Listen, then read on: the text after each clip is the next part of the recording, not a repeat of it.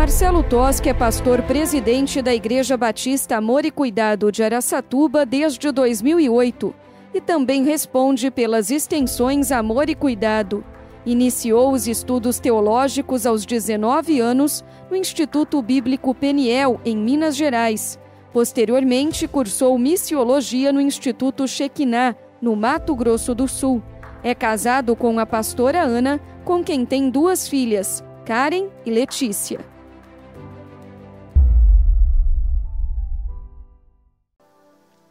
Nós teremos, eu quero compartilhar com você algo que o Senhor colocou ontem no meu coração.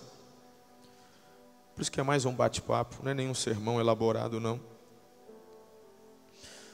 Nós vamos celebrar a unidade, depois compartilhando a ceia. Para alguns, talvez já seja outro paradigma, porque ceia só se toma na igreja uma vez por mês, quando o pastor, quando o seu, não é? Rapaz, celebra a ceia a hora que tiver vontade, cara.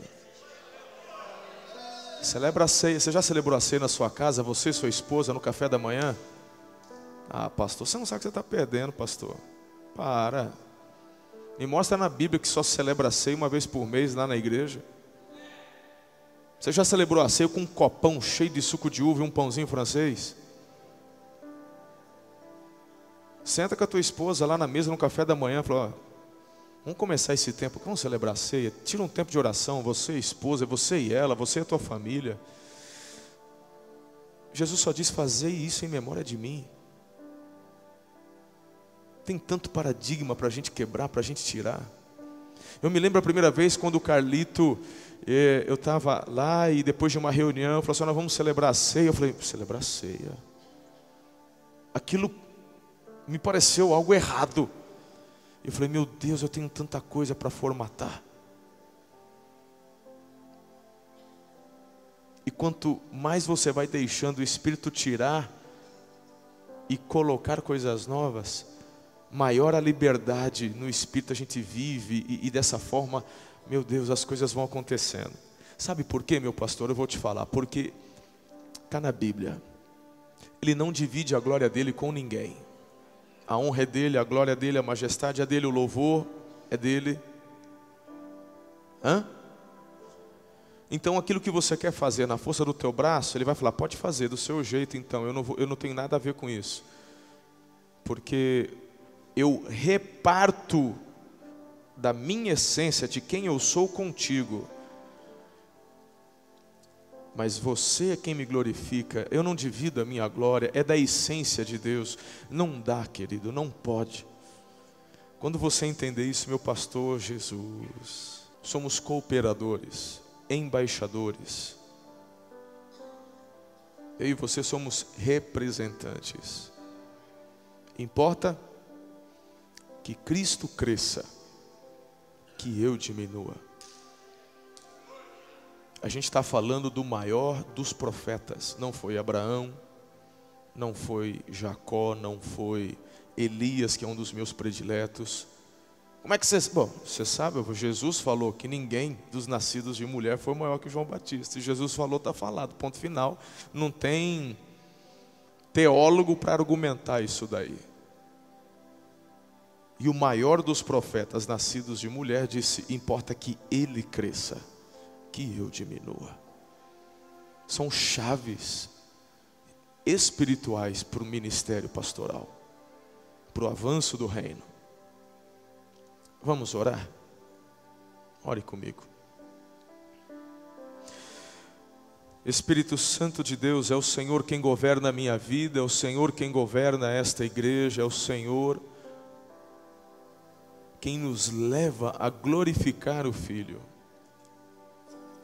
Amado Espírito Santo, eu te agradeço por cada pastor, líder, por cada um presente, Senhor, nessa conferência.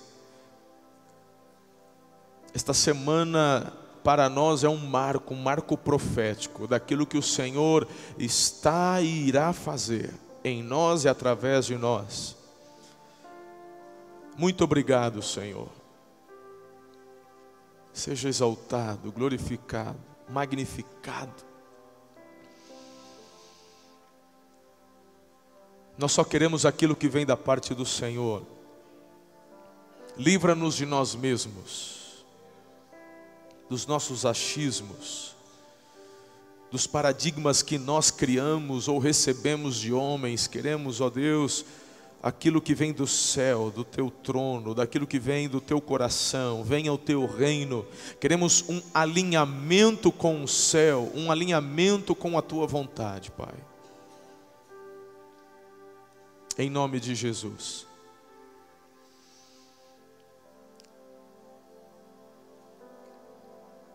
Inspire os nossos corações com a tua palavra, com os princípios dela.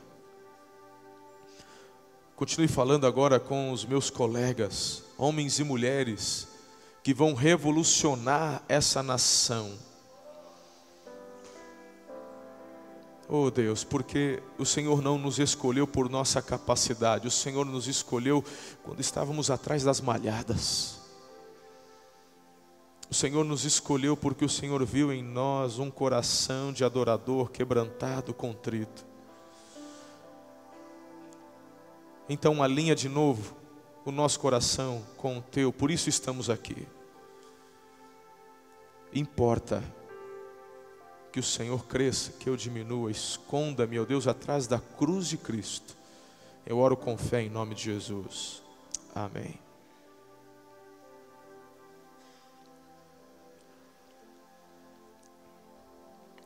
Ontem, Deus me deu um tema. E Ele disse assim, para eu compartilhar com vocês esse tema. E o tema é esse: eu tenho um sonho, eu tenho um medo. Eu tenho um sonho, eu tenho um medo. Estas duas frases, elas na verdade estão ligadas. Esse tema, ele diz respeito a duas coisas muito importantes no ministério.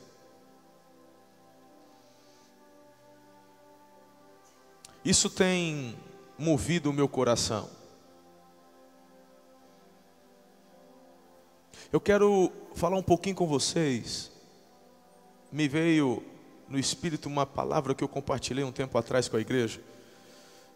E me faz pensar um pouquinho sobre a vida do rei Ezequias. Quando a gente abre a Bíblia em 2 Reis, capítulo 8. A partir do capítulo 8 a gente começa a enxergar uma série de reis. Há algo em comum entre esses reis. A gente enxerga ali Jeorão, Acasias, Jeú, Joás, Jeoacás, Jeoás, Amazias, Jeroboão II, Azarias, Zacarias, Salum, Manaém, Pecaías, Pecá, Jotão, Acás e por fim Oséias, que antecedeu Ezequias. Estes nomes que eu acabei de falar, com exceção de Ezequias, todos eles você vai enxergar algo em comum. A partir do capítulo 8 de 2 Reis, quando eles assumem, você vai enxergar, vai ler algo que entristece os nossos corações. Fala assim: e fez o que era errado diante do Senhor. Cada um desses reis, com exceção de Ezequias, e fez o que o Senhor reprova. O fulano, ele removeu tal coisa, mas fez o que o Senhor reprova. Meu irmão, pensa na frustração, ler tudo isso. E de repente, eu começo a enxergar um paralelo com a realidade que vivemos. E eu não estou me referindo nem mesmo, queridos, à nação brasileira, que pode ser incluída também, mas eu estou pensando na minha igreja, na sua igreja. Nossas igrejas entraram, como o pastor J.B. Carvalho colocou, entrou num ciclo de religiosidade, que na verdade as pessoas elas têm chegado aos nossos cultos, e muitos dos cultos das nossas igrejas espalhadas pelo Brasil, estão mais semelhantes a uma missa do que a um culto de celebração ao Senhor. E eu vou te falar, queridos, porque hoje tem missa que é muito mais animada que celebrações em igrejas evangélicas. Mas a tua igreja pode até ter banda, bateria, palma, o pessoal pula, vibra, mas ele não está. Quem deveria estar presente não está. E você fala, isso é heresia. Então o que eu faço com o Apocalipse? Jesus chega para a igreja de Laodiceia e diz assim: eis que estou à porta e bato. Eu já preguei na igreja de alguns de vocês e eu tenho sempre colocado e pontuado essa questão. O Senhor tem me levado ao redor do Brasil e ao redor do mundo para compartilhar, pregar. Eu não sei qual dos pastores disse isso, acho que o pastor Domingos. Queridos, é fato. Tem igreja que nós entramos, a gente coloca os pés e eu falo, Senhor, Tu não estás aqui. A gente sobe chorando no púlpito. Não pela manifestação da presença dEle, mas pela ausência dessa manifestação. Não nos referimos ao atributo da onipresença, mas da manifestação da glória e da graça.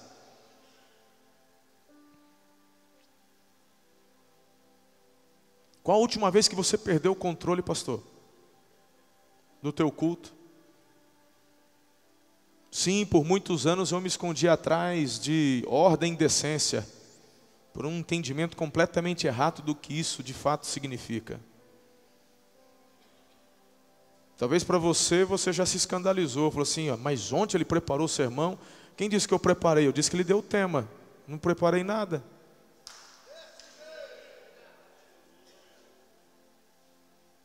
Eu aprendi, querido, que para 20 minutos de sermão são 20 horas de estudo. E eu falei, não quero mais isso para a minha vida, não. Eu quero compartilhar daquilo que vem fresco da parte do Senhor. Eu não sou contra estudo. Eu sou a favor de você ler, de você estudar. Mas, meu irmão, eu e você precisamos aprender de trazer para a igreja um alimento formatado, um alimento que vem enlatado. Traga pão fresco, saído do forno. Traga, porque pão fresco, meu irmão, coisa mais gostosa é pãozinho fresco. A hora que você corta, a fumacinha sai, você passa uma manteiga, meu irmão, até quem é ruim de comer não resiste, come, não adianta. Está na hora de você, meu pastor, começar a trazer pão fresco para o teu povo. Nós, aos domingos aqui, nós temos 4 celebrações, 9 da manhã, às 4 da tarde, às 18 e às 20. E não é porque a gente quer dar opção, é por necessidade, não cabe o povo aqui.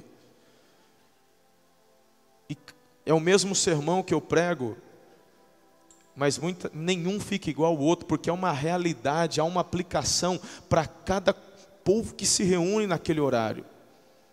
E tem culto que ele toma o controle e não tem sermão, querido. Você ouviu algo do pastor Domingos, que eu disse aqui para a minha igreja, dessa experiência que eu tive agora na Bethel? Nós fomos mais impactados com aquilo que nós vimos do que com o que ouvimos. Pastor, você já esteve em quantas conferências? Quantas conferências você já esteve? Quantas mensagens você já ouviu, meu pastor? Eu te pergunto, o que isso mudou? Fiz questão hoje, a gente mudou a programação de hoje cedo. Talvez alguns 40 minutos de louvor.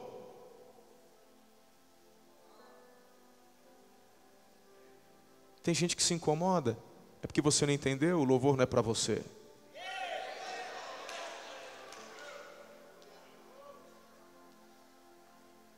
Se você não entender isso, querido, como é que você quer viver algo diferente na tua igreja? Eu tenho um alvo. Eu tenho um medo. Eu olho para Ezequias e ele assume o reinado depois de Oséias. Se você quer ter um texto, então pelo menos um texto vou mudar para você não me chamar de herege. Segundo Reis 18, então.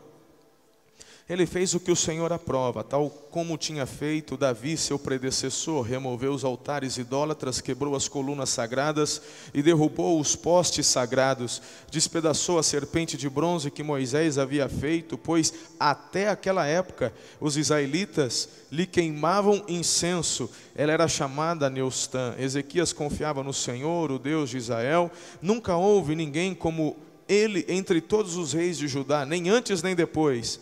Ele se apegou ao Senhor e não deixou de segui-lo, obedeceu aos mandamentos que o Senhor tinha dado a Moisés, e o Senhor estava com ele, era bem sucedido em tudo o que fazia. Ponto final. Rebelou-se contra o rei da Assíria, deixou de submeter-se a ele. É interessante a gente ver aqui, porque Oséias se submeteu ao rei da Síria e tinha que pagar tributos ao rei da Síria. Quando o Ezequias, ele assume, ele ainda é um jovem, não é? A Bíblia fala que ele buscou o Senhor. Escuta isso, pastor. Ele buscou o Senhor. E todas as vezes que você vê na Bíblia essa frase, e ele buscou o Senhor, você nunca vai ouvir assim, mas Deus o rejeitou, Deus virou as costas, Deus não quis mais saber. Sempre quando um coração quebrantado e contrito busca o Senhor, Deus ouve, Deus atende. Davi disse, um coração quebrantado, contrito, o Senhor não desprezarás. Não são sacrifícios que Ele quer é o coração do adorador. E o Ezequias busca o Senhor. Quando o Ezequias busca o Senhor, Deus o abençoa. Deus o fortalece, Deus o ajuda, Deus o levanta, e Deus dá a Ezequias uma coragem tão grande, uma ousadia tão grande, e ele começa a causar uma revolução dentro da nação de Israel, que já havia se pervertido há muitos anos, há muitas gerações. Quantos reis eu acabei de falar vivendo aqui, meu irmão, na idolatria, na desobediência. Então, o que Ezequias promove no meio do povo? Diga, avivamento. Eu tenho um alvo, eu tenho um medo. Ezequias começa a promover um avivamento no meio da nação de Israel. É altar, é idólatra que quebra. Meu irmão, ele começa a caçar briga com todo mundo, mas pensa um homem bruto, né? No bom sentido da palavra. Ele ia para cima, ele segurou no chifre do touro, ele enfrentou, ele foi, ele fez, meu irmão, e Deus o abençoava, Deus era com ele.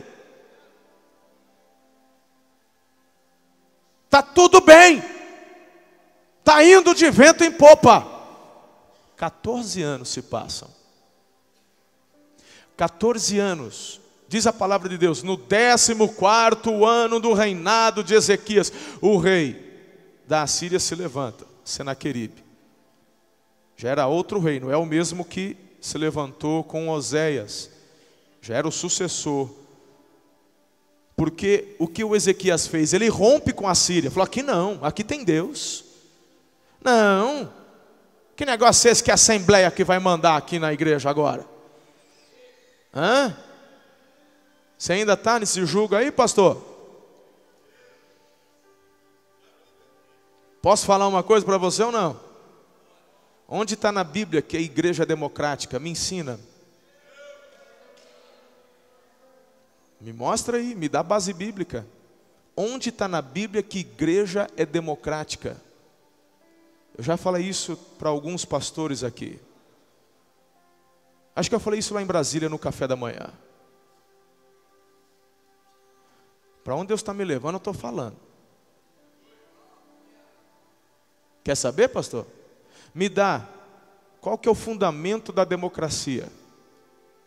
Tem gente que nem sabe o que é democracia. O fundamento da democracia chama-se oposição. Porque regime democrático sem oposição é autoritarismo, não é democracia. A primeira coisa que acontece depois do ano eleitoral, 1º de janeiro, quando se toma posse. Meu pai foi vereador, eu conheço um pouco, eu gosto de acompanhar política, eu gosto de política. E ele tomou posse, eu me lembro disso, lá em Tupã, e estava todo mundo reunido lá e tal. Primeira coisa, é uma sessão solene só para o pessoal tomar posse. Não tem, é feriado, é 1º de janeiro. Mas antes de terminar, eles já fazem o quê? Escolhem as bancadas pró-governo e bancada de oposição, porque isso é democracia. Aí você prega, pastor, que a tua igreja é democrática. Então, me diga alguma coisa. Como é que a gente pode afirmar que somos uma igreja que vive unidade, se você está pregando que na tua igreja tem que ter oposição? Depois reclama. Você não entende, querido, que aquilo que você fala e afirma no mundo espiritual tem um peso muito grande. Quando eu cheguei nessa igreja, eu ouvia de muitos líderes proeminentes dentro dessa igreja dizendo: aqui quem manda é a igreja. Aqui a gente decide no braço. No sentido de que era na votação da Assembleia. Eu ouvi isso aqui. No meio batista, não sei nas outras denominações, até uma expressão que se usa, que a Assembleia é o que, Eliezer? A Assembleia soberana. Como é que você encaixa uma Assembleia soberana com um Deus soberano? Ou um é, ou o outro é. Os dois não podem ser, porque um anula o outro. Se a Assembleia é soberana, Deus não pode ser então, porque como é que existem dois soberanos? Então você não sabe nem o significado da palavra soberana. Você não sabe então o que é soberania. Porque Deus fala através da Assembleia. Isso, ou seu ignorante. Tá bom, se eu sou ignorante, como é que pode, dentro de uma unção de unidade, a maioria vencer? Não encaixa. Essa equação não fecha. Meu irmão, deixa eu te falar uma coisa. A igreja é teocrática. Tem um cabeça. E o cabeça é Cristo. Sabe qual o problema? É que Cristo enviou do Espírito dele para governar a igreja. Mas quem está governando a igreja são os pastores e a própria igreja. Aí você chega aqui, você chega em Marília, você chega em São José dos Campos e você fala: meu Deus, pastor, eu estou aqui para te animar, porque eu sei que alguns de vocês chegaram aqui, entraram aqui e começaram a chorar. Talvez alguns de vocês nunca viram uma estrutura dessa. Eu vou te falar uma coisa. Quando eu estava no seu lugar, nós estávamos lá no Campo Centro, um lugar que cabe 300 pessoas. Alguns de vocês foram lá. E eu tive essa mesma impressão. Quando eu fui lá no Carlito, não era o lugar onde ele está hoje, que ele passou as fotos. Era um antigo lugar, menor que esse um pouco. E quando eu cheguei lá, eu chorei, falei: mas existe igreja evangélica assim? Eu sou um caipira, eu sou do interior de São Paulo, irmão. E eu falei: Deus, faz na minha igreja, porque eu estou entendendo. Eu não critiquei, pastor. Eu vi muita coisa que eu não entendi, eu vi muita coisa que eu não fazia, eu vi muita coisa que a minha denominação não ensinava e criticava, mas quando eu olhei aquilo lá, falei: não, isso não é coisa de homem. Isso aqui é obra de Deus. Eu tenho ouvido muitos pastores dizendo assim: ah, isso é igreja inchada, isso é desculpa, meu irmão, de pastor que não rompe. Então incha a tua igreja que eu quero ver. Eu te faço um desafio. Já que é fácil inchar a igreja, incha a tua, eu quero ver. Eu quero ver, pastor, incha a tua igreja que eu quero ver. Eu calo a minha boca. Vai inchar, pastor, que eu quero ver. Mostra para mim que é fácil. Porque essa é a desculpa que eu tenho ouvido dos meus críticos. Porque eu tenho apanhado mais de cachorro sem dono até hoje, irmão. Mas eu tomei uma posição e uma decisão um dia. Eu não quero mais agradar a homens. Eu tomei a decisão de agradar o Senhor. Pastor, você ouviu ontem o Paulo Mazzoni. A gente não está chamando você aqui para viver o paraíso na terra, não. A gente está chamando você para trazer a cultura do céu à terra. O paraíso a gente vai viver lá na glória. Aqui, meu irmão, você vai chorar muito. E até hoje eu choro. Você vai apanhar de gente de dentro da igreja. Você vai apanhar de gente de fora da igreja. Você vai apanhar de tudo quanto é lado. Mas a Bíblia fala assim: tenha bom ânimo, porque eu sou contigo, diz o Senhor. É nisso que você tem que crer. E confiar, e acreditar. Eu tenho um sonho. Eu tenho um medo.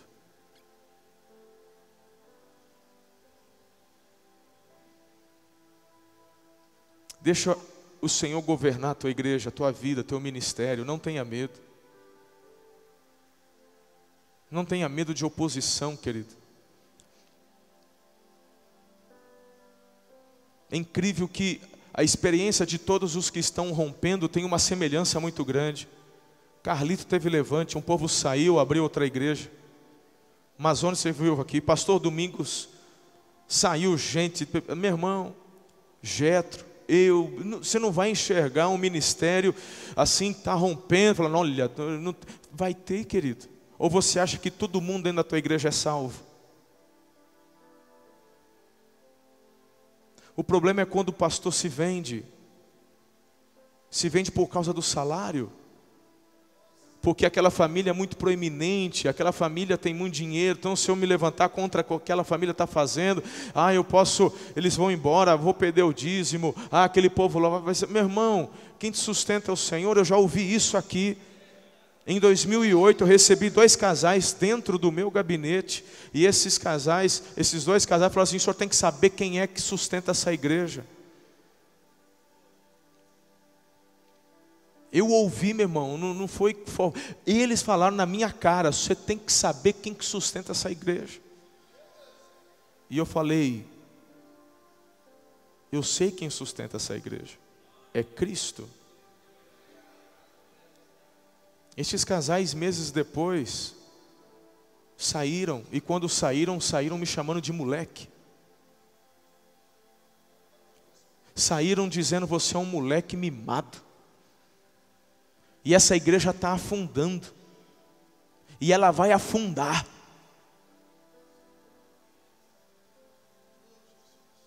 Isso foi em 2008. Eu sei o que é chorar trancado no gabinete, pastor, para tua esposa não te ver chorando. Eu sei o que é chorar trancado no gabinete sem ninguém, porque eu não sabia, não conhecia. Eu cheguei em 2008 aqui. Senhor, quem são aqueles que o Senhor está me dando? Eu sei isso, eu sei o que é isso, pastor. Você está vendo semelhança entre os que pregaram para vocês aqui? Então para de se achar coitadinho. O Senhor te chamou, é para a guerra, é para a luta. Quando Deus fala para Josué assim: tem Jericó, já te dei, vai lá. E aí, eles chegaram lá, estava tudo bem, o pessoal de Jericó jogaram as armas no chão, falaram: vem, Deus está mandando vocês, olha, Deus convenceu a gente, pode entrar, toma posse. Meu irmão, pelo amor de Deus. É guerra, é sangue, é suor, são lágrimas.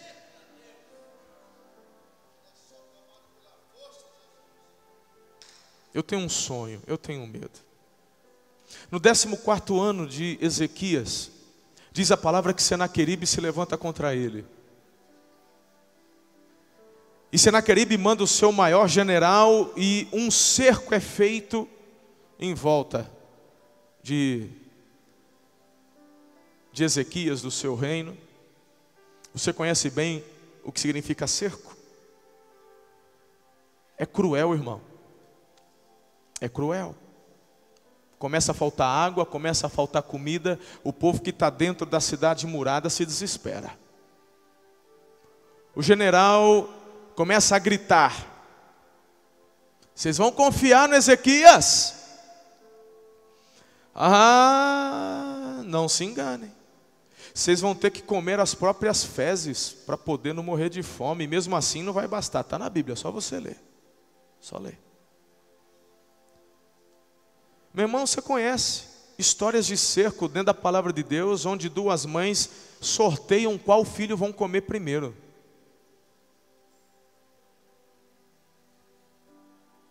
O povo se desespera. Há uma proposta linda, Haldeman. Se vocês ouvirem o Senaqueribe, eu conduzirei vocês a um lugar que mana leite e mel. Vocês vão comer, sabe, do fruto da videira. Vocês, olha, agora vocês vão confiar no Ezequias. Ah, porque o Ezequias, vocês vão se dar mal. Mas olha, venham, confia aqui no Senaqueribe. Você já viu alguma semelhança lá na tua igreja, pastor? Você já viu o rei da Síria se levantando do lado de fora das paredes da tua igreja, chamando o teu povo, convidando o teu povo? É uma personificação aqui do inimigo, meu irmão, está claro. Agora deixa eu te falar uma coisa, o rei do avivamento manda uma carta para Senaqueribe. O Ezequias, o rei do avivamento, ele diz assim: desculpa aí, estou te dando tantas toneladas de ouro, tantas toneladas de prata, olha tudo que eu tenho aqui. A Bíblia fala que o Ezequias, ele vai no templo, ele tira o ouro dos batentes, ele vai, onde tem ouro? Ali tem ouro, ó, ali, raspa, tira todo o ouro. Meu irmão, tudo que tinha de riqueza, ele entrega na mão de Senaqueribe. Tá aqui, ó. Foi mal, desculpa, viu? Desculpa, eu errei. Olha, eu errei, desculpa, foi mal. Como assim, Ezequias? Desculpa? Vai pedir desculpa para o diabo? É quando o povo se levanta lá na tua igreja e fala assim: olha, a gente não está gostando do que você está fazendo não, hein? Nós vamos te mandar embora. Desculpa. Não, a gente para de bater palma. Não, a gente para com a célula. Não, tudo bem. Não, porque Deus é Deus de paz, não é mesmo? Deus te coloca lá, meu irmão. Você não está entendendo o que é paz. Paz não é ausência de conflitos. Paz não é ausência de confrontação. Você não entende o que é paz. É outra coisa, pastor.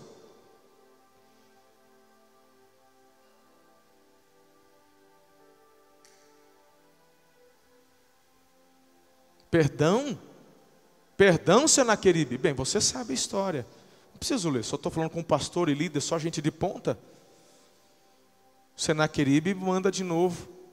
Falou: mas peraí, eu não te dei o que você queria. Falou: você vai negociar com o diabo, é desse jeito. Você quer negociar com o inimigo, é desse jeito. Agora, meu irmão, ele tem uma vantagem. Qual que é? Você não tem mais dinheiro, você não tem mais recurso, você se vendeu.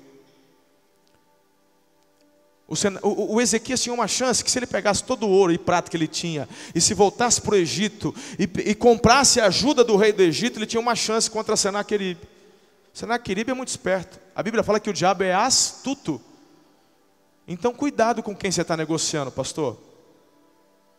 Cuidado com aquele líder dentro da tua igreja que você está dando ouvido para ele só para agradar ele. Você toma cuidado, porque uma vez que você se vende,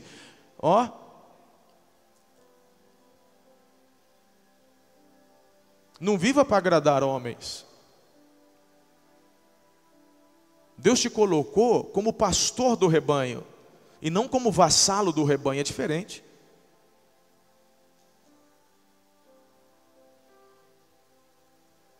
São dois tipos de pastores que rebanho não respeita.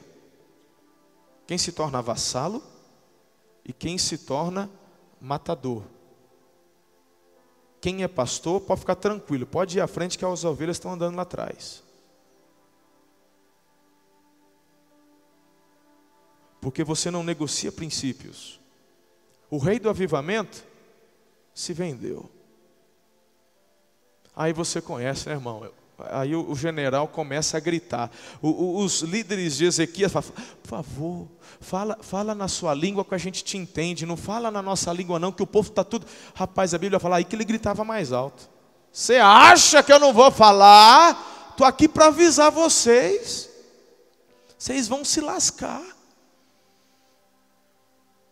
Nesse momento, o Ezequias experimenta uma virada na vida dele.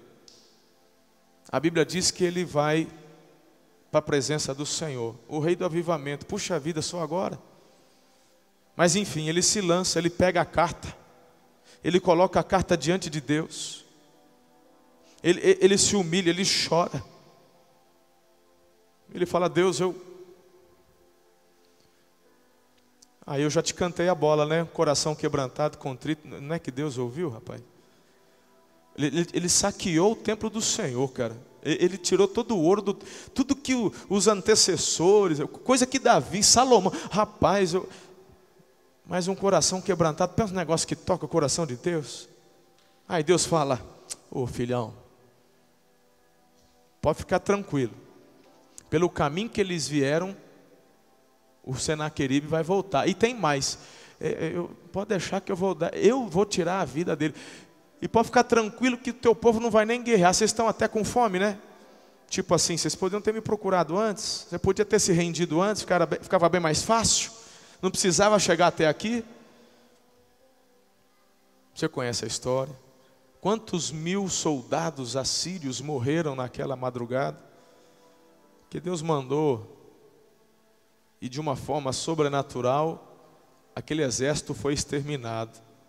Uou! Eu tenho um sonho, mas eu tenho um medo. O Ezequias, ele, através dessa experiência, meu irmão, o rei do avivamento, ele chega num outro nível, ele começa a viver um tempo tão abençoado. Ele ganha a confiança do povo. Homem de Deus. Esse é homem de Deus, está provado, ele buscou, ele orou, se humilhou, Deus ouviu. Esse homem é homem de Deus, Deus está com ele. Um dia, o Ezequias fica doente, passam anos.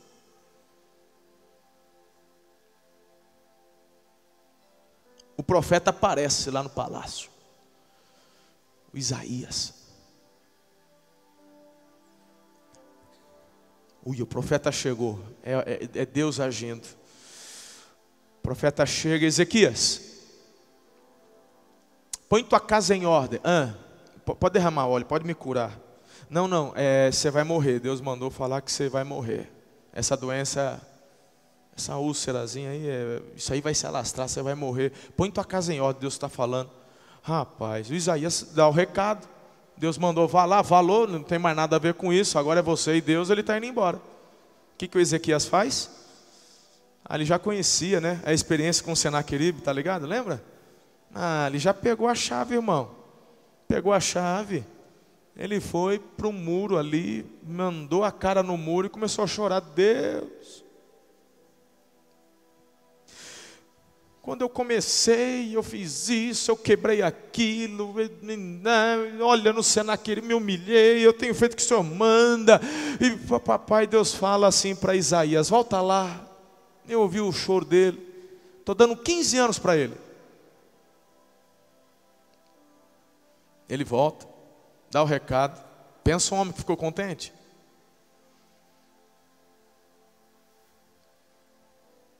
Eu tenho um sonho, mas eu tenho um medo. Deus deu 15 anos, porque Deus não volta com a palavra dele, diga amém. A instrução de Deus para Ezequias é: coloca a tua casa em ordem. Deus deu 15 anos, mas Deus não retirou a instrução que havia dado para ele. Põe tua casa em ordem. Ezequias, ele, nesses 15 anos, não vigiou o coração e deu lugar para o orgulho, para a soberba. Investigadores lá da Babilônia vieram, e o Ezequias mostrou tudo, abriu as portas, se orgulhou. O Isaías falou: o que você fez? Falou: eu mostrei mesmo, que isso aqui é tudo meu, isso aqui... Aí Isaías fala assim para Ezequias: seu tolo, assim diz o Senhor, seus filhos serão levados como escravos, vassalos. Tudo que você mostrou será saqueado, será levado. E palavras finais de Ezequias são: entendendo Ezequias que durante a sua vida haveria paz, declarou: isso é bom.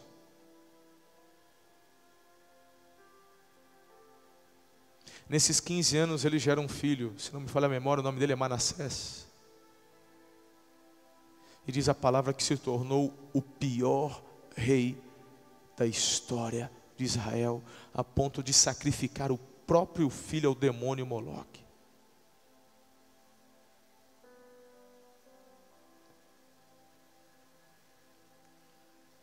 E como a palavra de Deus não cai por terra, Ezequias morreu. Israel foi tomada. Anos depois, tempos depois. Eu tenho um sonho, mas eu tenho um medo. Eu falo, meu Deus, como que essa história se assemelha a nós? Eu acabei de falar para você da vida do rei Ezequias, do homem do avivamento.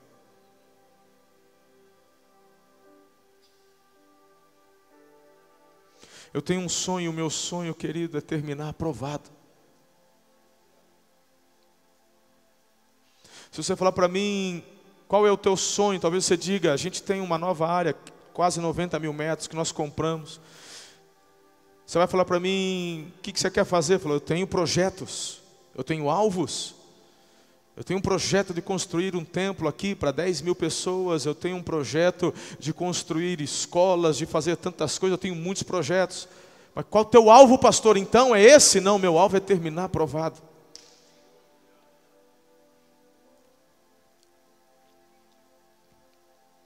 Meu alvo é terminar aprovado. Eu não quero deixar uma marca como, olha, naquele período a igreja foi tão bacana.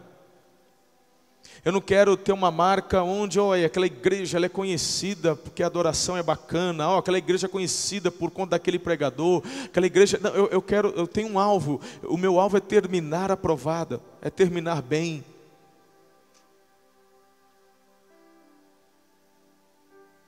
Você ouviu do pastor Domingos ontem, não basta começar bem, se você não terminar bem.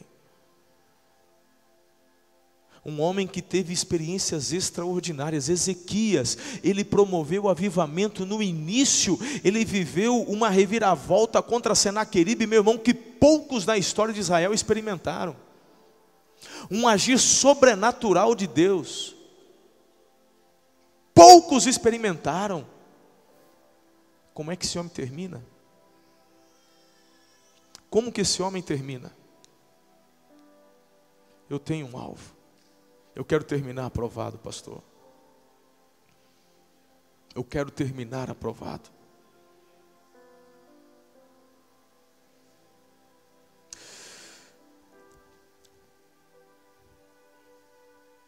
Ontem pela manhã eu fui muito tocado porque pastor Paulo citou e pregou sobre 3 homens que marcam o meu ministério: Moisés, Elias e Davi. E eu tenho uma versão poética aqui no meu coração de como foram os dias finais de Davi. É a forma como eu imagino, diante de alguns textos sortidos que eu pego. Eu tenho comigo que os dias finais de Davi, aquele momento final, eu fico imaginando. Não estou afirmando que foi desse jeito, você me entende. Mas eu fico imaginando Davi, um homem que foi escolhido não por seu sangue, que ele era o sucessor lógico, não, ele era um pastor de ovelhas. Começa o ensinamento ali com Samuel, quando Deus fala para Samuel, você não está entendendo, você está vendo a aparência, mas eu estou vendo o coração, é aquele lá cheirando ovelha, é aquele, eu escolhi ele. Eu estava falando para a igreja esses dias, porque é que Saul, quando atormentado por demônios, Davi tocava harpa. Tem gente que acha que a unção estava na harpa, né? A harpa mágica de Davi, rém, por 7 caminhos se retiravam, rém, por 7 caminhos fugiam. A harpa ungida, daqui a pouco vai ter aí, se já não inventaram já numas igrejas aí, compra a harpa ungida de Davi, expulsadora de demônio, né? 2 dedilhadas, expulsa chucaveira, 3 dedilhadas, pomba gira. te tocar por 10 minutos é legião que não aguenta. Daqui a pouco vão. Tem gente que não entende. Não era harpa. É que Davi era um adorador. Meu irmão, você já esteve em lugares onde pessoas cantaram a ponto da gente arrepiar pela beleza, pelo som, pela qualidade, mas aquilo não te toca? Aí vai alguém lá em cima, só com o violãozinho, meu irmão, e a lágrima desce. Tem diferença do músico para o adorador, é muito diferente. Davi era adorador. Então, quando Davi se colocava diante de Saul e tocava harpa, ele adorava a Deus. E quando uma adoração em espírito e em verdade é feita, isso atrai a manifestação da glória. Quando a glória vem, que demônio que fica, irmão? Davi era esse cara. Davi não é chamado porque era matador de gigante. É um adorador. Por isso, meu pastor, na minha denominação, os pastores são escolhidos pelo seu currículo vitae. Tem igrejas que quando vão fazer sucessão pastoral, que vão convidar pastores novos, lá no currículo, esse pastor tem que pelo menos falar 3 línguas. Ele tem que pelo menos ter um mestrado. Estou mentindo? Currículo vitae.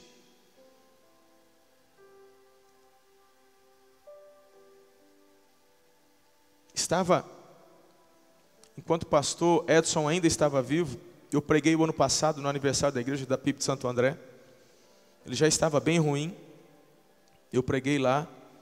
E a conversa na ordem, na secção lá, é que o pessoal já estava enviando e contactando alguns líderes da igreja, se dispondo a serem sucessores.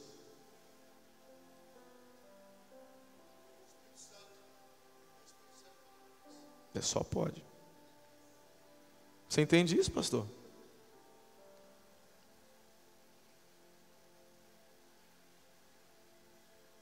As igrejas hoje, elas têm escolhido pastores por sua capacidade e não porque são adoradores, homens e mulheres de Deus.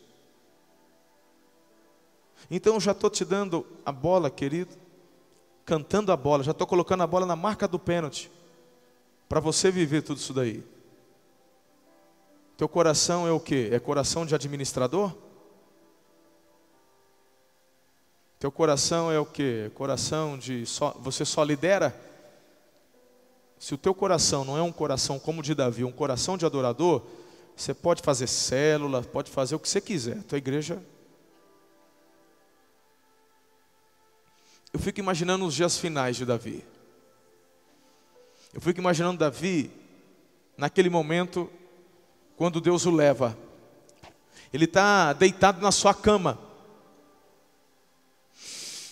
A Bíblia diz que ao redor dele, se você já foi para Israel, se não foi, vamos com a gente agora em setembro, procura o Paulo lá, vamos junto, pastor. Israel, assim, você vive todas as estações muito bem definidas. Quando é calor, muito calor. Quando é muito frio, neva. Naquela época não tinha aquecedor, né? Então a Bíblia fala, Davi já estava velho. E velhinho sente frio. Velhinho perde muita massa muscular, velhinho sente frio. E ponto final, é assim mesmo, fazer o quê? Se você sente muito frio, já fica ligado, já está meio... E a Bíblia fala que eles escolheram virgens, moças, para se deitarem ali com Davi, para aquecê-lo. É uma conotação de carinho, de ternura. As mais belas virgens, donzelas, estavam ali, e elas deitando ali junto, aquecendo o rei. Em volta do rei tem o seu conselho, em volta do rei tem as pessoas que o amavam. Ele estava no conforto do seu lar, avançado em dias. Um rei de tantas batalhas, Deus nunca permitiu que morresse em campo de batalha. Você está entendendo aqui, pastor? Está pegando ou não? Um homem, sim, que teve muitas falhas, teve muitos erros, mas sempre manteve o seu coração quebrantado.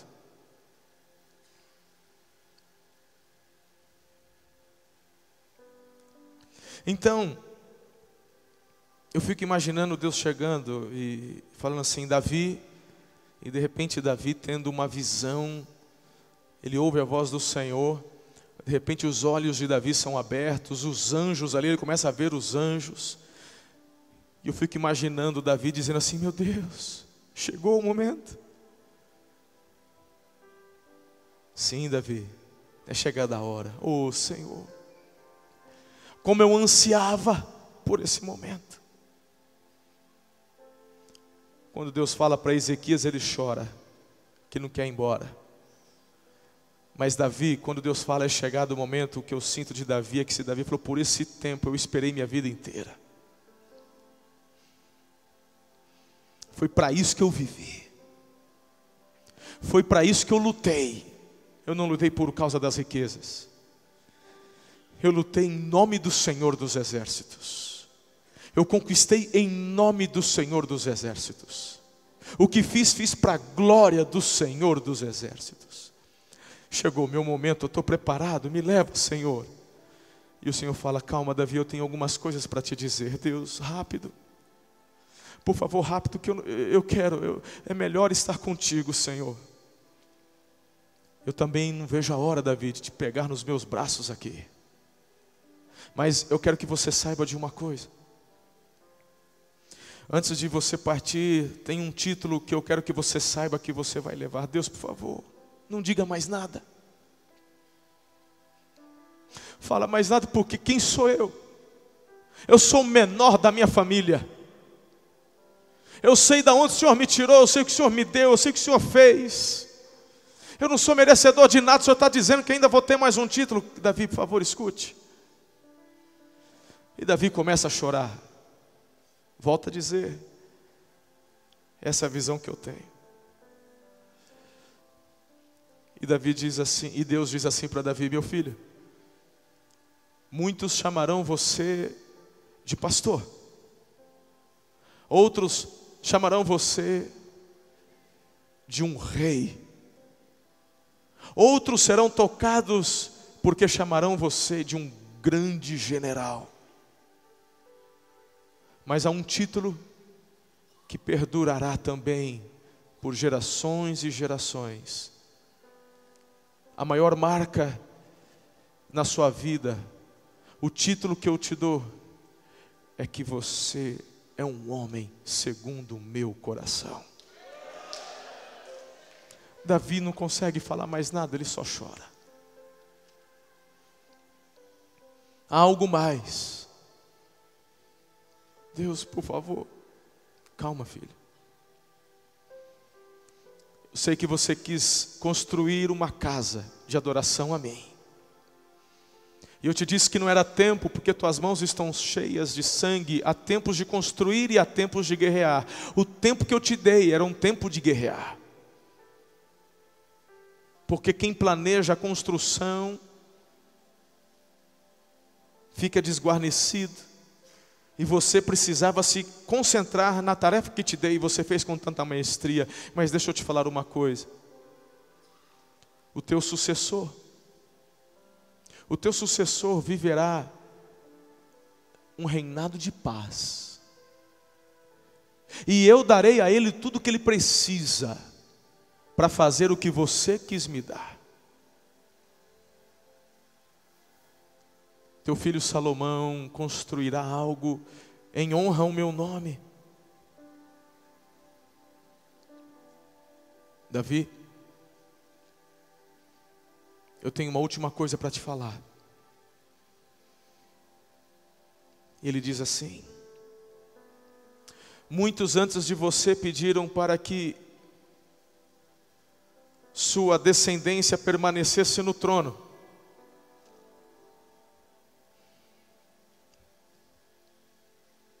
Mas as atitudes deles não me agradaram. Eles tinham um alvo, mas eles caíram. Mas você é homem segundo o meu coração. Eu quero te dizer algo. Da sua descendência virá aquele que tomará o bastão de comando, se assentará no trono e jamais se apartará. E Deus profetiza Jesus na descendência de Davi. Um homem que não tinha sangue real foi escolhido de trás das malhadas. É assim que eu imagino a partida desse homem. Deus o tomando para si. Eu tenho um alvo, que é terminar aprovado. Eu tenho só um medo. O meu medo é não terminar aprovado.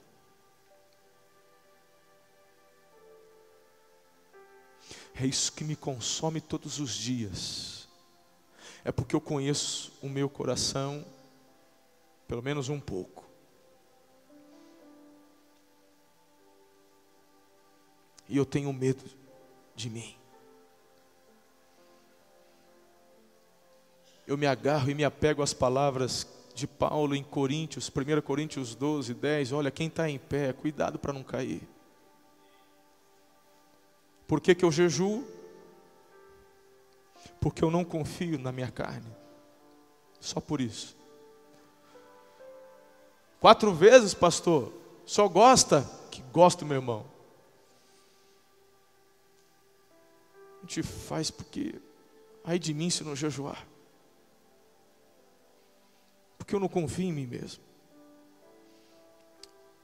Faz parte das minhas orações diárias. Deus, me livra de mim. Livra-me de mim mesmo. Livra-me da minha carne, dos meus achismos, das minhas vontades. Ai de mim se eu não jejuar. Ai de mim. Porque eu tenho um medo, pastor. E o meu medo é não terminar aprovado. É o único medo que eu tenho. Eu não tenho medo do diabo. Eu não tenho medo de reveses. Eu não tenho medo de levantes. Eu não tenho medo do inferno. Eu não tenho medo de demônio. Não tenho medo de ovelha raivosa que morde. Não tenho medo. Eu só tenho medo de não terminar aprovado. Eu não quero ser conhecido como um ministério igual ao de Ezequias, que vive avivamento, que vive pontos no ministério de grande libertação, mas que termina de uma forma tão vergonhosa. Eu quero terminar como Davi, homem segundo o coração de Deus.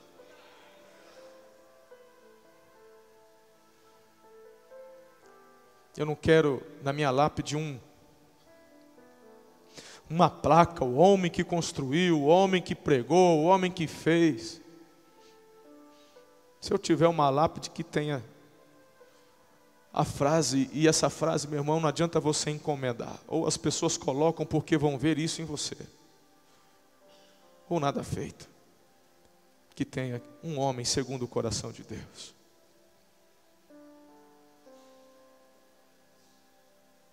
Eu quero deixar uma marca na minha geração. E é só esse desafio que eu quero deixar para você, pastor. Porque nós somos os Elias para essa geração. Para cada geração Deus tem levantado os seus Elias.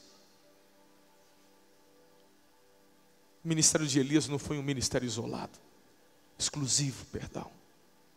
Porque Deus fala assim para ele: eu tenho milhares que não se dobraram, não é só você. Não é só Abe Uber, não é só Carlito Paz, não é só Domingos Jardim, não é só JB Carvalho, não é só Paulo Mazzoni, não é só Jetro Paiva. Querido, Deus te levanta hoje.